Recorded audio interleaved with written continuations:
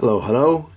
Today is Sunday as I'm filming this, and it's Device Review Sunday once again. So we are going to do this. One thing I should point out is the last review I did, I flubbed it, basically. It was pretty much late when I filmed it, and that's why I sounded unenthusiastic. So I apologize for that. I also apologize if you could probably hear it in the background, some music going on. Gotta love my neighbors, do I? Anyway, this next review that we're gonna look at is this thing, the PocketGO by whatever company it's made by. He used to say Bittboy, but it doesn't say Bittboy on here. It just says PocketGO, so it could be anything. But yeah, the PocketGO by the PocketGO company, and I apologize for the glare. Yep. No epilepsy right there, hopefully. So yeah, let's zoom in a bit. PocketGO.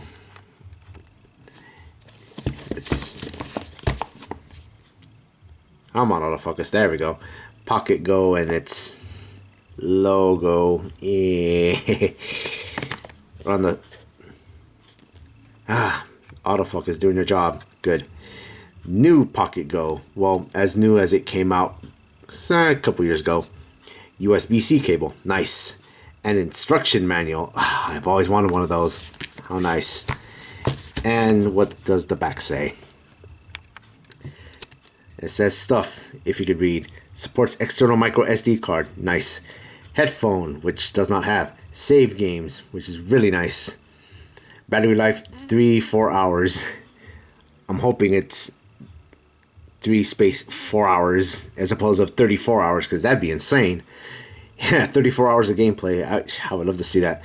3.5 inch IPS screen. Yep, just the one. Full screen, original resolution display. Gotta love that as well. Screen brightness adjustment. Yep, gotta love that one as well. 2000 milliamp rechargeable lithium battery. Yep, gotta love the writing, right? And what does it have? PS1, SNES, Game Boy Advance, MD, that'd be Sega Genesis, SMS, Sega Master System, PCE, TurboGrafx 16, NES, Game Boy Color, Game Boy, Neo Geo, and MAME / Final Burn Alpha, the arcade emulators. Alright, so how did I buy this when they were all sold out? Funny enough is I was on eBay and there was a bid for it, and next thing you know, I put $5 around there, and next thing you know, I bought it for, I forgot how much I paid for, plus shipping, and that's how I was able to obtain it, because everywhere else it's, yeah, good luck trying to find these now, especially AliExpress. They rarely pop up if you're trying to buy one of these. Alright, so let's unpackage this. And this time right, oh, there's the PocketGO logo. Alright, so with this, we know what to do. There we go. So let's open it up, and again, we know what to do. There's the device itself, so welcome back to that. Let's see what else comes in. Comes plenty of stuff. Yeah, there we go. There's a baggy bubble wrap with probably 1 or 2 bubbles, but see.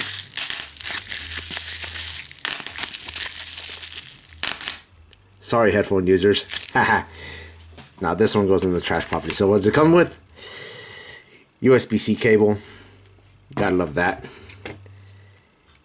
A micro SD card reader. For some reason they always call them T-Flash or Trans Flash. I'm not sure why, but over here we call them micro SD cards. And I have far too many of these. I don't know why. I should just sell them. And here's the manual. New PocketGO. Basic functionalities and a bunch of other stuff. Pause if you want to read all that stuff. Oh, let's do that again.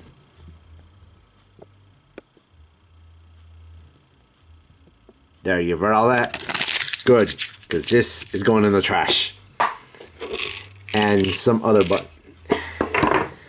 And it also comes with buttons. Because if you open that thing up, come on, autofocus. I don't know how well you can see that, but if you open the thing up, you could replace buttons with other colored buttons, which you'll see in a minute. I guess the previous owner didn't like the way it looks, so they just put other colored buttons.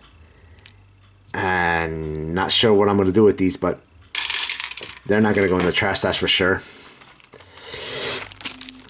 And now the device itself, which rip out of that, and here it is.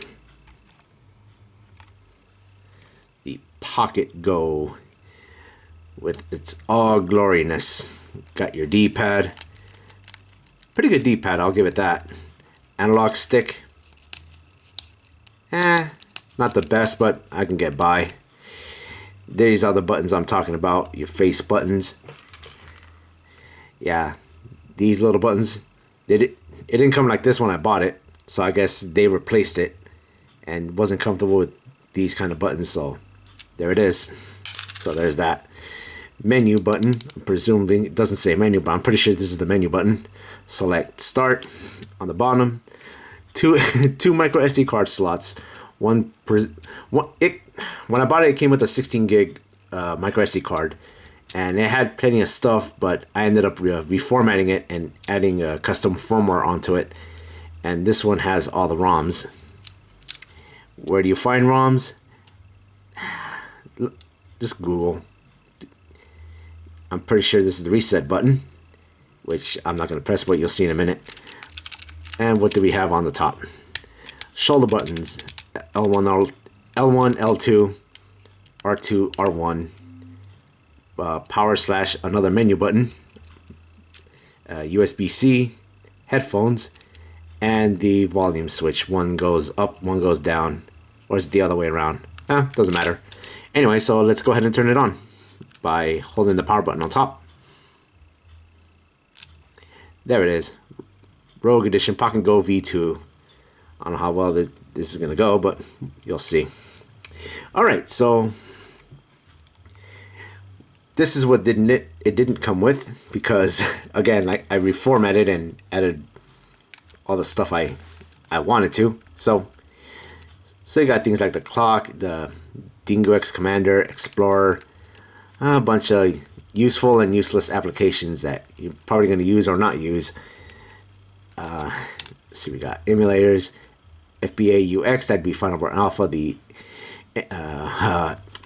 arcade emulator, FCE UX, NES, Gambate, that'd be Game Boy Color. Oh boy, another Game Boy Color emulator. This Neo Geo Pocket Color handy would be Atari Lynx PC Engine, as what it says, PC Engine / TurboGrafx 16, PC Engine CD, CD based, PSX for all, a PS1 emulator if you can figure that one out. Pro System be Atari 7800, Pocket SNES, a Super Nintendo, Pico Drive, Genesis / Mega Drive, GBA, Game Boy Advance, SMS Plus GX be Sega Master System and Sega Game Gear. Stella be Atari 2600, MuPen 64, obviously N64. Vice be Commodore 64 and Temper, another PC Engine TurboGrafx 16 emulator. Some came by default, others I had to put in myself. As far as the actual games itself, Cannonball, which would be an Outrun, and a bunch of other stuff. Again, a lot of stuff that I added myself. Settings, most of it self-explanatory. Power off, reboot, all that other stuff. So let's go ahead and pop in, I don't know. Let's pop in, start off easy with the FCE UX. And pick some, right, so the way you navigate to this thing is, go down to to either ROMs or... If you're familiar with Linux or Android, this is what you're familiar with. So yeah, media, data, or SD card. Data is presumably be the first SD card, micro SD card slot, and SD card, self-explanatory, the second one. So here's where I have all the ROMs. Scroll down all the way to NES, and use the shoulder buttons to scroll down quick. So let's pick a quick one. What should we pick? Yeah, I put too much games in here. It's kind of hard to pick which one for a review.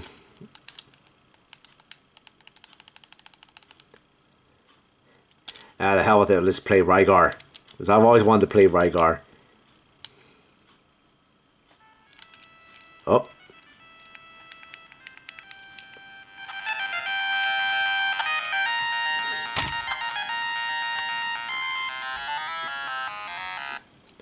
Great, as I'm setting it up, and I died. Let's try that again.